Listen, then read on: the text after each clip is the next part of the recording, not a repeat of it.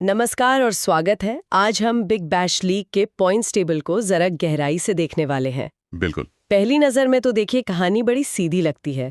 Melbourne stars सबसे ऊपर और बाकी सब बस संघर्ष कर रहे हैं। हाँ, लेकिन जो दिखता है अक्सर वो होता नहीं, खासकर टूर्नामेंट के इस दौर में। तो आज हम इन्हीं आंकड़ों के पीछे की असली कहानी को समझेंगे। हाँ, ये पॉइंट्स टेबल एक पहेली जैसा है। किसी के लिए उम्मीद है तो किसी के लिए खतरे की घंटी बज रही है। चलिए तो फिर सबसे आसान हिस्से से शुरू करते हैं, जो टीमें सबसे सेफ लग रही हैं।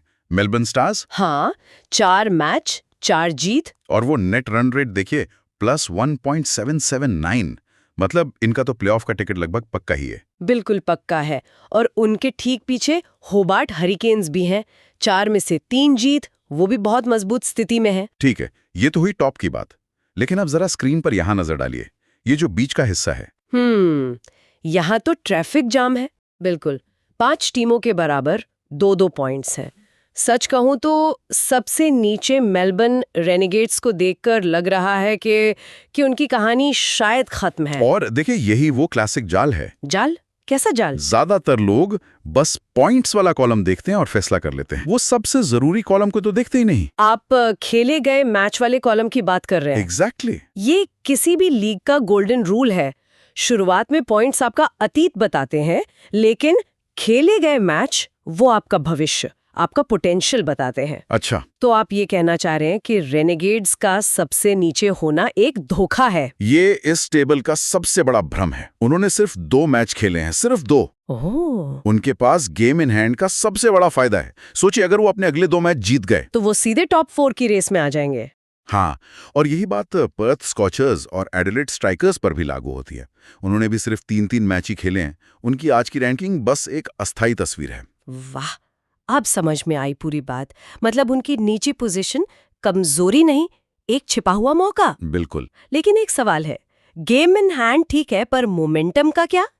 रेनेगेड्स तो अपने दोनों मैच हारे हैं, उनका आत्मविश्वास तो कम होगा ना? बहुत अच्छा सवाल है, और यहीं पर इस विश्लेषण का सबसे मजेदार हिस्सा आता है। बताइए।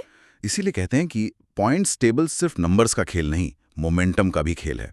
मोमेंटम अभी मेलबर्न स्टार्स के पास है, लेकिन जो हंगर है, जो जीत की भूख है, वो रेनेगेड्स की आंखों में दिखेगी। उनके लिए हर मैच अब एक नॉकआउट जैसा होगा। सही पकड़ा आपने। ठीक है, तो अगर रेनेगेड्स और स्कॉचर्स के पास उम्मीद है, तो फिर खतरे की घंटी किसके लिए बज रही है? अब देखिए सिडनी की टीमों की तरफ। Sydney thunder. हाँ, 4 मैच खेल चुके हैं, 3 हार चुके हैं, और उनका नेट रन रेट देखिए -0.924। वो बहुत खराब है। बहुत खराब। उनके पास अब वापसी के लिए मैच भी कम बचे हैं और आत्मविश्वास भी। एक और हार और वो इस टूर्नामेंट से लगभग बाहर हैं। और सिडनी सिक्सर्स, उनके भी तो 2 ही पॉइंट्स हैं। हाँ, लेकिन उन्होंने भी 4 मैच खेल लिए हैं। ज्यादा मैच खेलकर कम पॉइंट्स कमाना ये किसी भी टीम के लिए सबसे खतरनाक स्थिति होती है। मतलब उनके पास अब गलती की कोई गुंजाइश नहीं है। बिल्कुल नहीं, समय उनके हाथ से निकल रहा है। तो इस पूरे विश्लेषण के बाद एआई क्रिकेटर की भविष्यवाणी क्या कहती है? कौन सी 4 टीमें हैं जो आगे जाएंगी? देखिए, सारे समीकरणों को मिलाकर टॉप 4 की तस्वीर अब काफी साफ दिख रही है। पहली 2 तो आसान है ना? हाँ, पहले नंबर पर मेलबर्न स्टार्स, वो कंफर्म्ड है। दूसरे पर होबार्ट हरिकेन्स, उनकी जगह भी लगभग पक्की है। और बाकी 2? असली लड़ाई तो वही है। बिल्कुल। तीसरे स्थान पर पर्थ स्कॉचर्स मजबूत वापसी करेगी। उनका स्क्वाड बहुत बैलेंस्ड है और उनके पास मैच भी बचे हैं। और चौथा स्पॉट?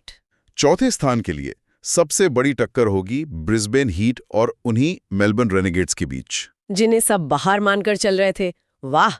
तो सबसे बड़ा सवाल यही है, क्या रेनेगेड्स वाकई सबसे नीचे से उठकर टॉप 4 में जगह बना पाएगी? ये इस टूर्नामेंट की सबसे दिलचस्प कहानी बन सकती है।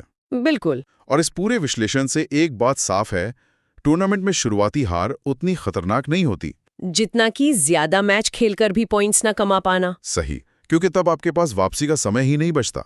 और यही सिडनी की टीमों के लिए इस वक्त सबसे बड़ी चिंता का विषय है।